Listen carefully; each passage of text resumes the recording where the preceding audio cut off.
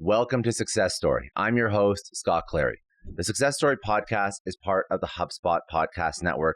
They have incredible podcasts, but they also have incredible tools for entrepreneurs. One of my favorite tools that I've used, and yes, I've used HubSpot, even though they're a sponsor, way before they even sponsored the show, is the HubSpot Sales Hub.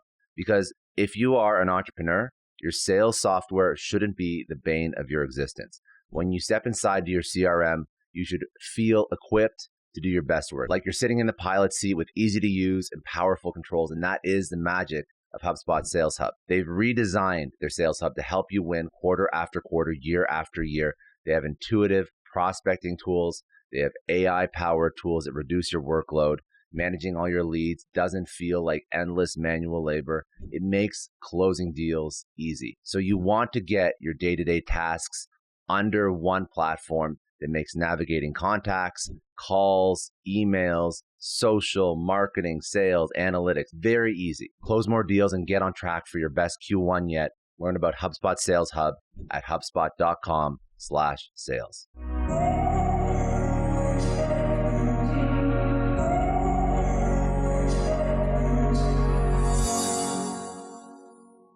So I ask everyone the same question.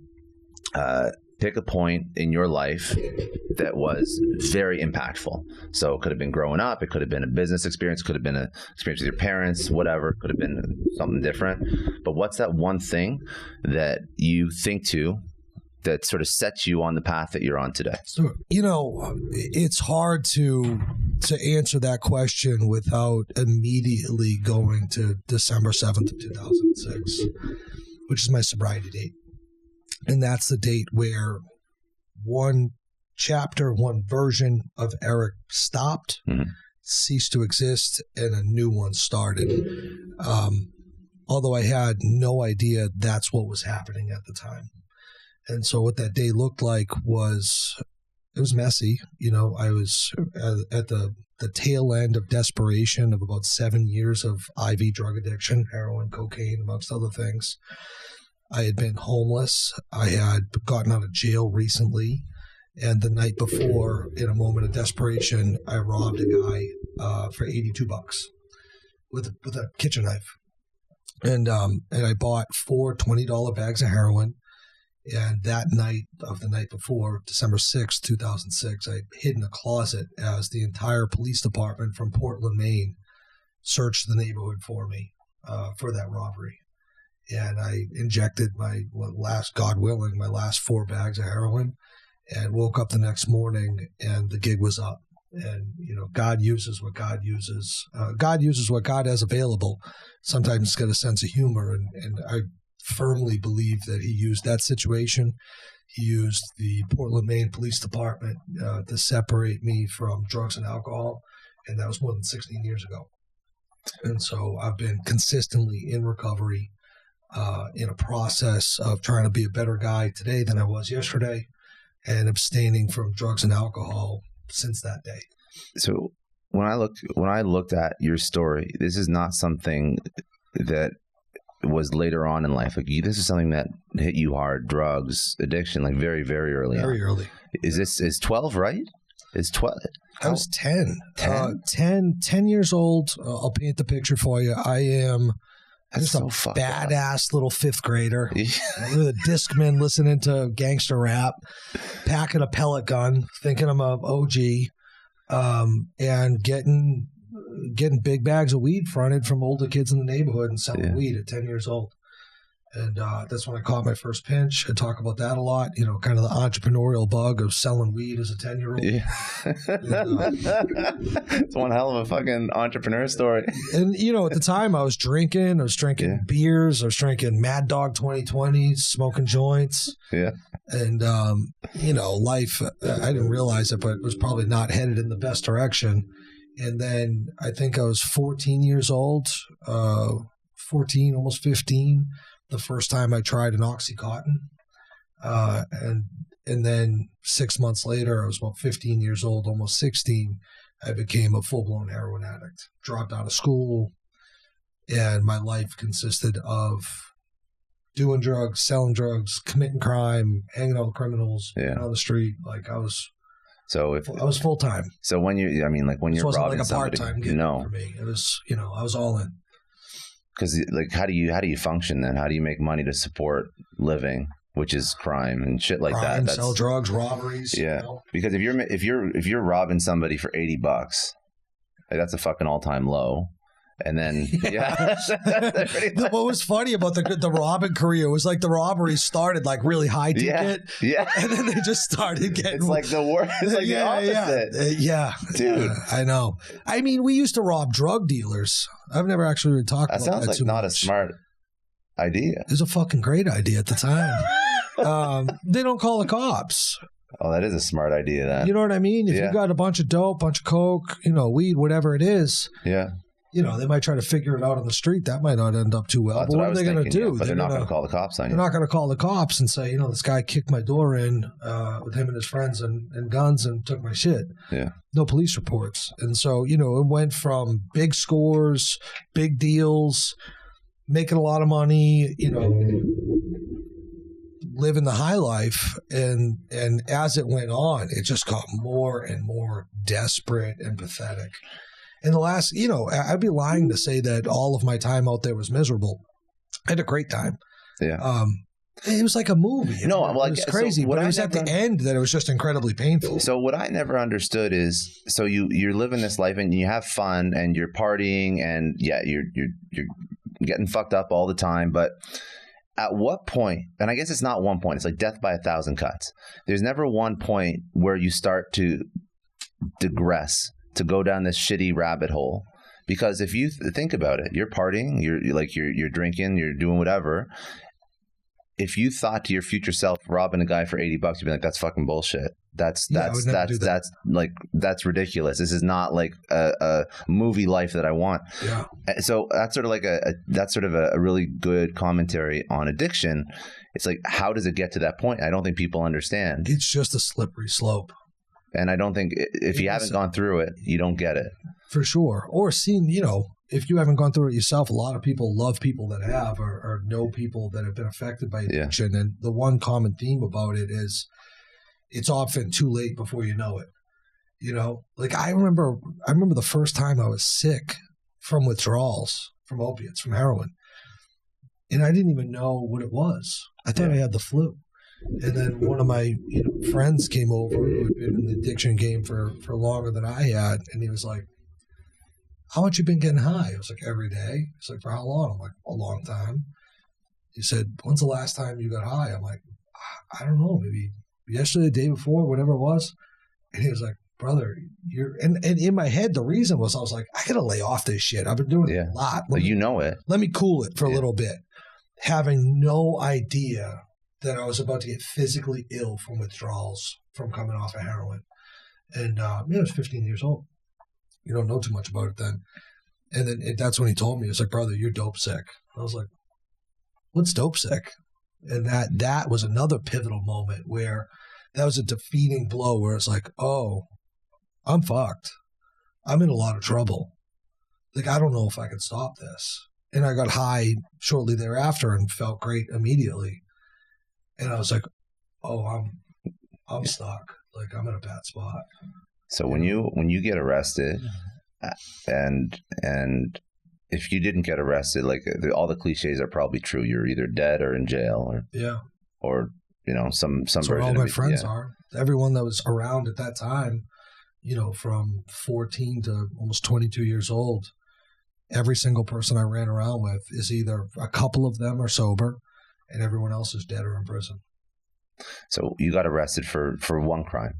So you didn't. I got arrested for a lot of crimes. No, but like at that one point in your life, when you robbed the guy for $80. I didn't get arrested for that. Oh, you did? I woke up the next morning and went on the run. Oh shit! Okay. Yeah. I hid in the closet, did my heroin, and the next morning I woke up, fled the state of Maine, and spent the next year and a half in recovery, sober, getting my life together, also on the run. And with a lot of legal stuff. And then in about a year and a half of sobriety, I went up and cleared up all my legal trouble. And because you're sober, you want to like change your life at this point. You're like, this is like rock bottom. So it wasn't like the system that forced you to get sober. That point, you took it on yourself though. Yeah. Okay. Situationally, what was funny about that day, December 7th of 2006, my sobriety date, was I think that for the first time, maybe ever or in a long time, I was able to see myself and my life and where it was going for what it actually was. So just got clarity. I had 20/20 vision clarity that day. And I was like, I need to get sober right now, not tomorrow, not next week, not next month, not next year, right now, or I'm fucking dead, or I'm going to prison. And so that's what I did. So when you're sober for a year and a half, how do you clean up all this legal trouble? How do you, because that's weighing on you too. And I know that, I mean, sometimes I don't think the legal system really helps people that are in the spot that you were in. So, you know, if you are addicted and you're trying to make your life better, then what if they throw you in jail or whatnot? That's not gonna support anything good. It usually increases rates of recidivism. It increases addiction, increases like small crime, whatever. So how did you navigate that? Because that was something that obviously was weighing on you for a year and a half so that you could actually go and build a business, have a normal life, whatever. Yeah.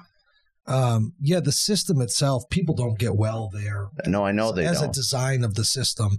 What happened was I got involved in recovery, in 12-step recovery, and it was really my first introduction to anything that was personal development.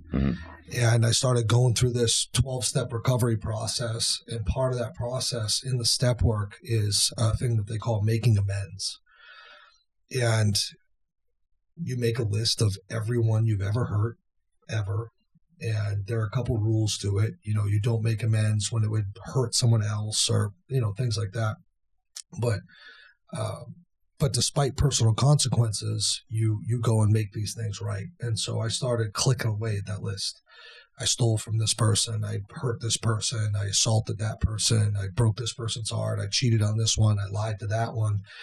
And I started going and having face-to-face direct conversations with all of these people. This looked like sitting down with ex-girlfriends and owning my side of the street and trying to make this right. This looked like my family. This looked like walking into Walmart and explaining to them that I used to steal and rob from them all the time. I mean, it is an extent of everyone I've ever hurt. Institutions, stores, everything. Hospitals I walked into and, you know, my school, my teachers, you know, I mean, it was a long list.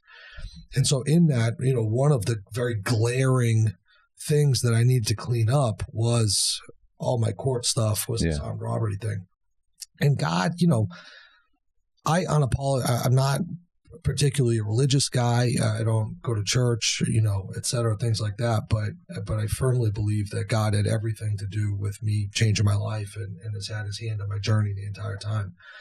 And it's funny as hell, but I packed at a year and a half sober. I was like, I gotta go. This thing's weighing on me. Yeah, I know. Dude, I'm like getting pulled over, like in friends' cars, going to AA meetings, getting out and running. Like, cause I'm like, if I get pinched on this warrant, I'm fucked. And so I'm like jumping fences, getting chased by cops 6 months sober. Like, I'm like, I gotta. You can't live. You can't live. Can't live like that. Yeah. Can't move on with my life. Yeah. And so I pack my life up and I prepare to go turn myself in on this. And I go back up to Portland, Maine. And it's kind of a long story, but I walk into this courthouse thinking I'm going to prison. Like I've readied myself spiritually that if this is what I'm supposed to do, if I'm supposed to go do time, then I have a message of recovery. That's where God wants me. That's where my purpose for however long they send me there. That's what I'm supposed to be doing. I'm willing to accept these consequences. Let's go. I walk into this courthouse. I expect them to like tackle me, you know, and I walk up and I talk to the clerk, this little old lady, and I'm like, I have some warrants and stuff I need to clear up. She's like, oh, you got to go upstairs to this courtroom 5 or whatever it is and see the prosecutor. Go talk to him. I'm like, okay. So I go up there, big wood doors, put my head down, I say a prayer, take a deep breath. I got all this paperwork with me of letters that people wrote me, of good things that I've done in recovery and all the service work and people I've helped and, you know, testimony of I'm a changed guy today. I got my papers. I open the door. I walk in. I start walking right down the middle. I see the prosecutor up at the little desk that he sits at. They're on break. And I'm going to talk to him. And this guy reaches out about halfway down the room. And he's sitting down and he grabs me by the arm. And I look, and it's this dude, Johnny. Johnny I met at AA. Get the fuck out. And I'm looking at him, and I'm like, and he's like, Eric? And I'm like, yeah. The only reason I ever fucking talked to Johnny at AA is because he would give me cigarettes. I'm like, he'd be like, hey, let me talk to you about getting sober. I'd be like, you got a cigarette? Like, that's the only, like, you know. And he was like this older cat. I didn't know anything about him except he was like a nice dude that was always trying to help me and always gave me a cigarette. And he like pushed down. He's like, sit down.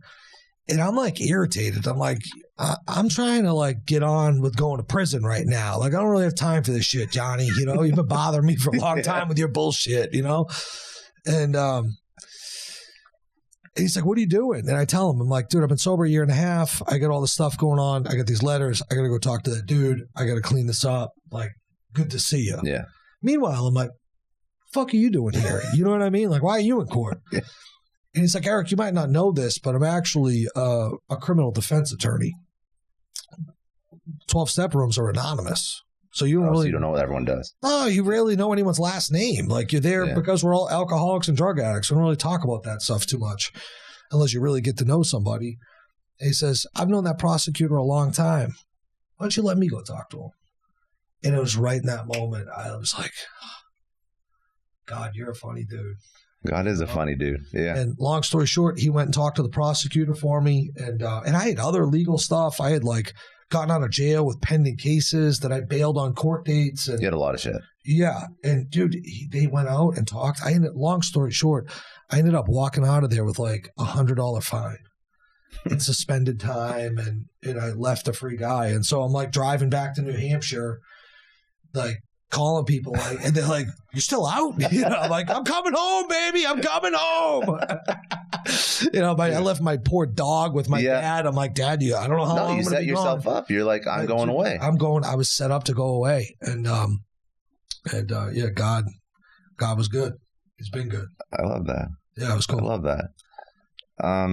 So after this part of your life, you're driving back, obviously, like, new lease on life. Yeah. You feel like all this weight's been lifted. You built an amazing business. How did it start? It started by a passion for helping other people like me. I was for free and for fun, volunteering, going into state-funded kind of rundown facilities that were helping addicts and alcoholics. And I would go in there and I would just help them with recovery because I liked to do it and I was passionate about it. And it helped me to help them. And while I was there, I was like, these people don't have anywhere to go. And I was like, you know, I'd been all over the place, the halfway houses and sober houses, and the state of New Hampshire didn't have one. And so that was the original thing was I bought, with a little help from my dad, my first property at 23 years old. And it was a 3-family that I bought and opened up in October of 2008 and opened up the state of New Hampshire's first sober living house. And so for the next 2 years, I had 11 beds. I rented the beds by the week. Yeah. And I lived with 11 guys, lived right in the building with them for the next 2 years and taught them how to be in recovery, taught them the 12-step process, taught them life skills and, you know, and helped them change their life. It sounds insane that there was nothing before you in New Hampshire. That doesn't make sense to me. A different time back then.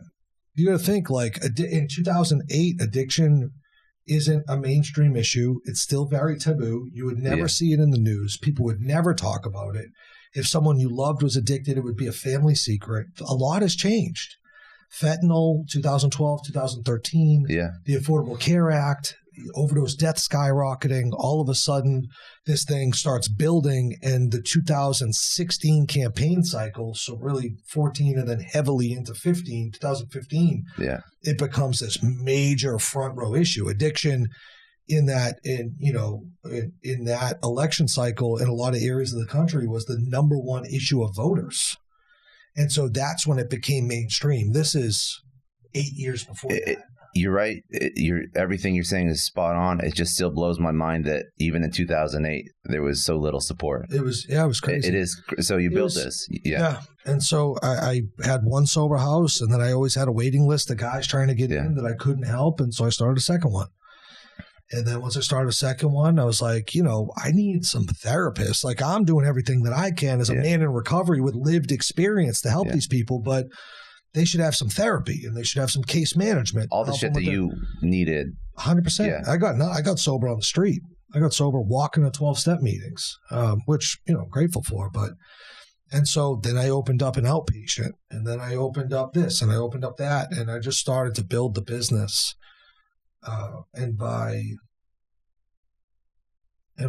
2015, we were the largest provider of addiction treatment services in the Northeast. You didn't have business experience. You had a lot of life experience, not a lot of business experience. How did you navigate that? How did you, you were successful at it, probably screwed up a lot of shit along the way trying to figure it out. I was not fearful of failure.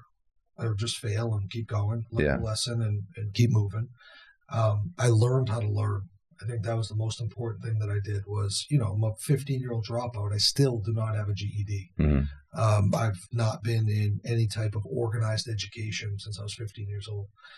But I learned how to, access information, learn the information from books, podcasts, YouTube, mentors, teachers, coaches, anywhere that you can find information.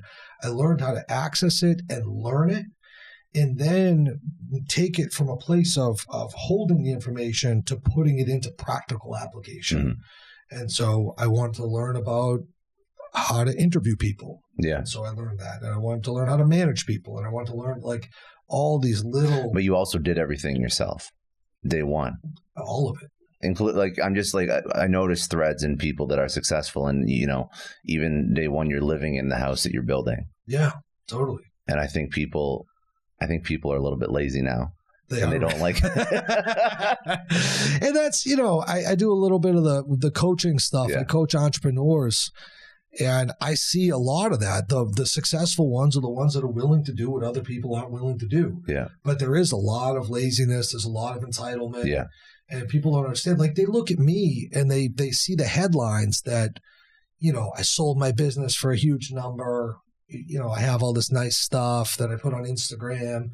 What they don't see, what I wish I could post a fucking picture of, is 13 years of 14, 16-hour days without a break, relentless. Yeah. And it's like you can't get to, I don't know another path to get to where I've gotten than the path that I took. And the path that I took an immense amount of investment and sacrifice and hard work. That's a common thread. I don't think anybody who's built anything, it's just a lot of shit for a long period of time and grinding it out. And all the cliches are true. Yeah. But you do anything for 10, 12, 13, 14, 15 years nonstop, and you end up being successful at it. Yeah. There's no fucking luck there. There's no luck at all. No luck. There's no fast pass. No, I don't think so. There's no way to be a 10-year guy without being a 10-year guy. Yeah. I just want to take a quick second and tell you about one more podcast you have to check out if you're a fan of Success Story. It's Sales Evangelist, hosted by Donald Kelly, brought to you by the HubSpot Podcast Network. Each week, Donald interviews the world's best sales experts, successful sellers, sales leaders, and entrepreneurs who share their strategies to succeed in sales right now. He brings on Jeffrey Gitomer, Jill Conrath, Bob Burr, Guy Kawasaki. They share actionable insights and stories that will encourage, challenge, and motivate you to hustle your way to more revenue for your business. If you're somebody who's looking to take off in your sales career, if you are an entrepreneur who's looking to sell more, I think all of us are, go listen to Sales Evangelist wherever you get your podcasts. Even you who hit an industry that you knew super well, and you hit it at the right time. Yeah. So even the stars aligning on the business that you're building, and even then it's still 13, 14, whatever, 15 plus years of the 14 to 16 hour days. Yeah. That is, you have people you go and learn from, mentors, coaches, podcasts, YouTube, whatever the fuck it is. But the point is, there's a very simple path to become successful. That's right. And I think it's funny how people get so confused about what it takes to actually get from point A to point B. And I don't find business is a lot of work, but it's not confusing. I don't find it confusing. I find that when you start here, you can look at the end result and reverse engineer all the steps that it took, and you just got to be willing to put in the work to get there. That's right. I firmly believe that. But when you built this out, talk about, I guess, a really big fuck up or something that you screwed up that was like a very stuck in your head, ingrained lesson that you wish you would have done differently. God, I'm not having a hard time finding. No, there's a million. Yeah, I'm like having a hard time picking one. And what I'm trying to do, like, let's be real. Like, you have this awesome business and you see the headlines, but I mean, this whole show is about unpacking all the bullshit that you dealt with on the way there. Yeah, because that's what people have to realize. One of the things that's true is that if you want to be good in business, you have to be good with people. Mm-hmm. You know, what is the composition of a business? People, employees, labor, yeah. Right? And so one of the biggest mistakes that I made was and one of the biggest learning lessons, and one of the things that I'm doing much better today and in more recent times than I used to, is how to build teams, how to manage teams. You know, I was like hiring my friends, hiring people. I'm like, I like this guy. Let's get him an opportunity. Yeah. You know what I mean? And get lots of giving people opportunities, which is great. And that should be part of the fabric of your business is, you know, professional growth and opportunity. But I was like putting people in roles that they weren't qualified for, setting that very well intentioned, but I would set myself, the business, and them up for failure. Yeah. Because he was a good guy or she was a good girl. That happens a lot. It happens a lot. And you don't have the, you know, it's not, you don't have the balls to, but you don't want to fire the person either because you're the one who set them up. You put them in the position to fail. I know. And now you're like, fuck, like I gotta take care of this. And so, you know, that was probably one of the larger pivotal learning moments was how to manage people professionally, how to recruit talent, interview, hire, onboard professionally, how to bring professionals into my business. And the light bulb of, if I'm constantly taking people and asking them to do a job that's bigger than what they've ever done before, giving them that opportunity. Mm-hmm. And I have a full team of all of those. Like that probably isn't going to go well, or the quality of what we're doing is not going to be the best. Yeah. And so switching that to trying to interview and recruit the people that already have the experience in these roles, you know, at a high level that are bringing a lot to the table, hiring people that have already done these things to help us get to the next level. That big switch was an enormous unlock for the business. So a lot of hiring people that, I mean, you know, you hire people that are smarter than you. Yeah. All the time. So you scale this up. You sell. Walk me through the exit. Like what happened when you're because an entrepreneur this is the first business you've ever sold at this point, right? Yeah. So it's a big moment. You're thinking about exiting it. Why did you want to exit it then? Was it opportunity? Was it right buyer? Was it you're done with this shit? I want to do something else. What was it? A little bit of all the above. Yeah. I led 6 processes. The first 2 blew up in my face. Learned a lot. By looking for buyers, you're saying? I had 2 private equity buyers in 2019. Neither one of those deals closed. I accrued millions of dollars in fees, and they did not happen. Yeah. I then closed 3 minority deals, which were very successful. And so I went to the same family office, private equity family office type buyer. And so they took 3 bites of the business at a growing valuation as it was getting bigger. And then in 2021, I sold 100% of the business to a private equity backed strategic. The process of that, you know, when you look at the first phase of the business, I did everything. All of it. I was like the only guy, right? Yeah. The first and only employee. And then the second phase of the business is where a lot of entrepreneurs are and a lot gets stuck, which is I'm the CEO, I'm the founder, I have a team, I have people, I'm running the business. But if I got hit by a bus today, this business would be dead tomorrow. right? Like it has no legacy to it. I can't step away. I own a job, and everything in this business is tied to me. That's most entrepreneurs. Most entrepreneurs are there. Those are most of the people that end up in my coaching ecosystem are these people. And I love it because it's working them to that next phase. It was through mentorship and coaching and having amazing teachers in my life that taught me that that was in direct competition with which was the next phase, which was building systems, processes, leadership team, SOPs, all of these things put in place to make it so this business no longer needs me. Mm-hmm. And that's what we established, myself and my partner, after I closed those minority deals, was I built a leadership team. I built systems, processes. I professionalized the business from stem to stern. And for the last almost full year that I owned it, prior to the full sale, that business didn't need me at all. I never went there. I didn't walk through the front door of that building for at least 10 months before I sold it. And that's a good sign that you don't have that key man problem anymore. Yeah, 100%. Yeah, and it affects valuation, and it affects your ability to have a complete exit. You know, if they had key man risk with me, they're like, you're not going anywhere. Yeah, you're coming with us. Yeah. And so it's really moving that business through these three phases to an eventual exit. And market conditions. Did you? But it sounds like you actually did this late. It sounds like you did it late in the game, because I'll ask what your advice is for entrepreneurs. When do you start building out these SOPs, these systems, these processes? Because you started focusing on that after you actually took on partners. But before that point, it was before and after. They entered during this process. So when do you see people get stuck up is what I'm trying to figure out. 2017. Yeah. I have an exploding business. I'm hiring. I'm growing in top line revenue. I'm growing in bottom line revenue. I'm growing in headcount. I'm moving, the platform's growing bigger, and it is just chaos. Because I had at one point, I think it was 17 direct reports. Like if you looked at an org chart, it was me and everyone else, and then everybody, and they all came to me. And I was like, because again, I don't have an MBA. I don't have I just was building, and I was like, all right, we need this. I'll hire them and I'll manage them. And, it just kind of happened. And so your life was chaos.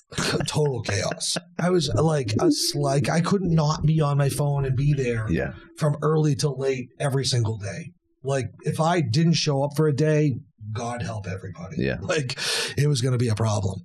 And at that point, that for me was when I was forced into developing this business to a more professionalized organization, developing an org chart. Is that what most people should do? Probably not. Like you should probably, as soon as you kind of awake to the information, that start to implement that as early on as you can, and it'll reduce chaos. And I believe it'll increase speed of growth as well, and de-risk the organization. But you see that like now when you coach entrepreneurs, you see that as one of the major issues they have? Yeah. Yeah. All of them. That's just tends to be the people that end up it's really interesting digesting my content and coming into my world and making contact somehow. Is most of them have businesses that need to be professionalized. They've hit a bottleneck. They've hit a plateau. They don't know what's next. They have an amazing business. They're living a great lifestyle. Yeah. They own a home. They have, nice cars for them and their family. They go on vacations. They have financial freedom. But a lot of them just don't have freedom of their time and freedom from their business. And they've become a slave to this job that they own. And it's not like, I don't know what the revenue numbers are for some of these guys. I know some of the guys, but not all of them. But I mean, it's not small businesses. It's not like they're just pulling 200 a year, 300 to 500 a year. I'm talking top like multi-million dollars. A lot of these businesses are anywhere between like 5 million top line would be the smaller, which is actually wild for a key man problem at $5 million.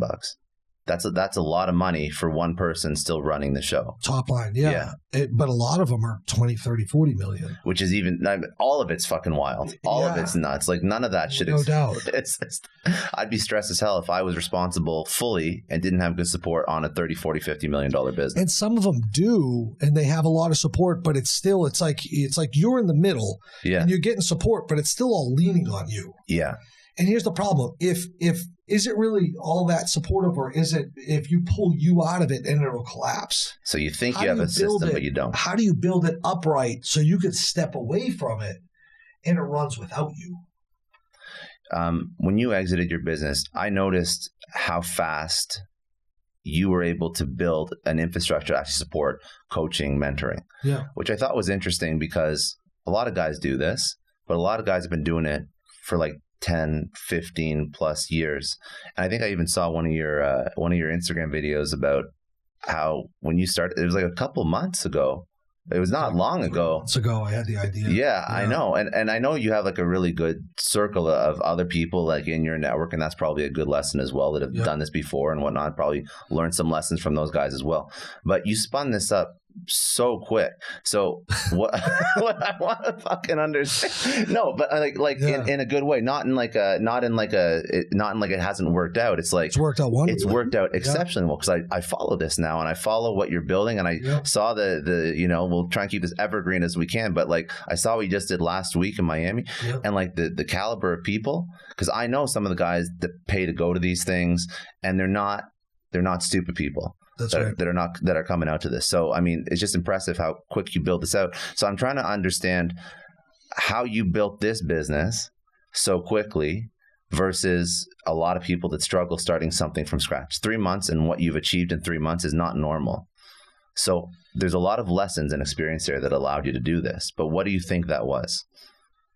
Execution. A lot of people spend a lot of time frozen. Yeah. And spend a lot of time thinking about it. I get in there and I just start throwing punches. Like, I'm going to learn Kung Fu in the middle of this fight. Like, I'm going to learn, you know what I mean? And so I got the idea. This is what happened. I was talking to my good friend, Wes Watson, and he was driving me crazy for like 2 months. He was like, bro, you got to do coaching. You got to teach business. You got to teach entrepreneurship. This is your zone of genius. So many people will benefit from this. I'm like, Wes, shut the fuck up. Like, I'm not, like, what am I, an online coach? Like, what are you talking about? You know? And then I would be laying there thinking about it. I'd be like, you know what? Maybe he's right. Maybe it would be cool to build a community. And then I start to get this vision of like my entire journey from day one by myself to 9-figure exit. And I'm like, what if I built something that was tailored to everything that would have been beneficial to me along this journey? Yeah. And then I got excited about it. And then I remember I called him back. I was like, all right, well, teach me how to do this. Yeah. And he told me what he does. And then I spun it to what I thought it would be.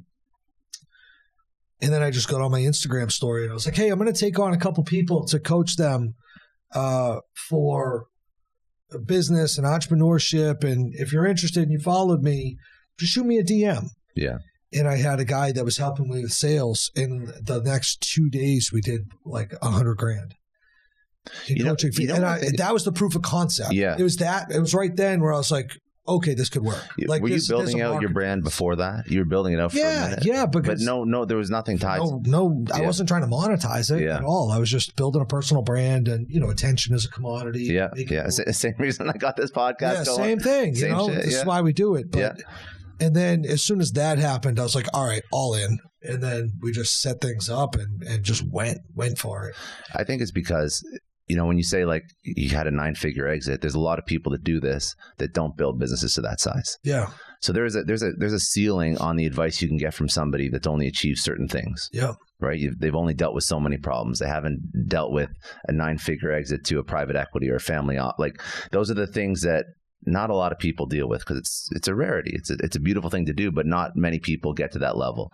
So I think that's, what I'm alluding to is more people that have done it before. Those are the people that should be teaching.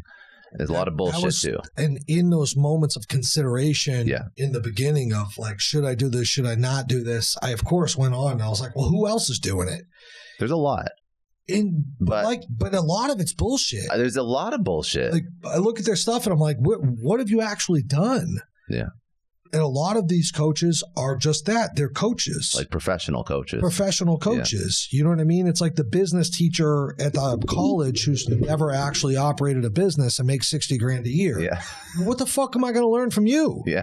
You know, like you read it out of the book, you heard it on a podcast, or you're regurgitating a lot of information. You never lived it. It's like the lived experience. You don't have the resume, homeboy. Yeah. You know what I mean? You don't have the lived experience to qualify you to be this. And so for that reason, I was like, it'd be a little fun to come in and disrupt the space a little bit. If you watch my content, sometimes I get a little froggy on there, start calling people, not specifically, but I'm like, come on, man. You know what I mean? Like, just I know. Too many fakes. There are a lot of fakes out there. So, and I think that's like when let's just talk to people that are listening to this that are trying to find people to learn from. So you have a good group. How do you, as a professional who's operated at really high levels, how do you sort of gauge whether or not you want to learn from somebody, take them on as a mentor? Like, what's your litmus test for your education inflow? In my coaching program? No, in your life. In your life. Like when you're looking to learn from somebody. Oh, when I'm looking to learn from someone, I go for results. Yeah. I learn from people in specific niches on, do you have what I want? That's my question. Have you achieved the result that I'm looking to achieve? And do you have what I want? Like, I'm a fitness guy, so I want to learn about fitness and I want to work out. And like Wes Watson is jacked. He's fucking ripped. Super jacked. Yeah. He's an animal. And I'm like, that's my guy. You know what I mean? So when I look at business, my business mentors today are billion-dollar dudes. You know what I mean? Like I have a small handful of them that I sit with and spend. They're not on Instagram and they're older cats and nobody really knows. Those are the best kinds. The best kinds, and they're so out of touch. They don't know that they can charge me huge money for the conversations. Exactly. I get them for free, but they've achieved the results. Yeah. And that's what the guys, I don't care if you sign up for my shit or not. But just please, whatever it is that you're looking to get coached or mentored on, make sure that the person that you're listening to or that you sign up with actually has had that experience and had the results. Like you wouldn't go get a fucking fat personal trainer. No. You're not going to do that. You're going to be like, you're a fat piece of shit. Well, like, why am I going to listen to you? It's the same thing in business, Exactly. It's the same, or any area of life, right? It's too much. See, I think that social's great for a lot of things, but it allows a lot of people who are full of shit, but just good marketers, to sell shit to people that don't know any better. No doubt. Which is, that's horrible, but that's the reality. So I'm trying to, part of this is hopefully, I've interviewed a lot of people, but hopefully a lot of the people on here are genuine, but I'm trying my best. But the point is you find good people that have actually done it before, and then you pull out the ideas from them. Yeah. And that's really, that's how you learn. And it doesn't have to be, it could be a mastermind, whatever, it could be a podcast, but totally. I think it is. I love that. It's like you find somebody that's literally done the exact thing, or as close as possible to what you're trying to accomplish. Yeah. When you work with all these entrepreneurs, you said one of the main issues they have is basically removing themselves as the linchpin and the key man in the business. Yep. What are some other major things that some of these people are running into, some big problems? The ones that you see repeat again and again and again. And it doesn't have to be business. Let's think about other things. It could be raising money. It could be having a good relationship because they're putting too much effort or energy in. I'm sure that shit happens a lot too. Yeah, we're all crazy. Yeah, I know that. And back to the coach thing, you don't want relationship advice from me. You know what I mean? I'll teach you how to blow your business up, but I haven't been married in a successful marriage for 10 years or something. That's the guy you want. And so, the mistakes that we all make outside of key man, Scott, I don't know, ignoring the personal development side of this. I think a lot of people are chasing. Let's unpack it. I think a lot of people are chasing success and wealth for the wrong reasons. And they think that the right amount of money, the right amount of material possessions, the right amount of status, attention, or whatever the achievement is going to fix a problem that they have, that in all reality it won't. I think that a lot of people chase wealth and success to fill a hole in their spirit, whatever that means for them. And the mistake that I see happen over and over again is sometimes people catch it in their lifetime and they get the money or they get the whatever it is that they thought would fix it. And they're like, fuck, this isn't as cool as I thought it was. Mm-hmm. This isn't everything I made it out to be. And so a lot of people ignore the fundamental truth that our internal condition, our happiness, our satisfaction, our serenity, our peace, our wholeness is not tied, like the money can't make you happy. I'd rather be fucking rich than poor. Yeah. I'm one of those guys. I've been poor as shit, homeless, without money for food, and I've been fucking rich on my private jet flying to my yacht in the Bahamas. I'd much rather fucking the yacht in the Bahamas. But if you can't buy your way out of your responsibility to do the internal work. And a lot of people get lost in this game and get lost in this process and ignore and evade their responsibility to do the internal work that's necessary for all of us. No one can escape that. What does internal work look like? Is that, in your opinion, is it religion? Is it self-awareness, reflection, meditation? What is that personal work? I think it's a recipe of a lot of those things. Yeah. For me, the foundation of it is spirituality. And then the things that have built around it are discipline, a non-negotiable code of conduct, conviction to a moral code. Mm-hmm. These are the things that work for me. The things that make me okay, and I keep a steady hand in any and all situations, good and bad, is a deep foundation in a relationship with a power greater than myself, God, prayer, meditation, reflection, and then this rule book of how I live my life. Yeah. I don't deviate for anything. It's non-negotiable. And then discipline around that.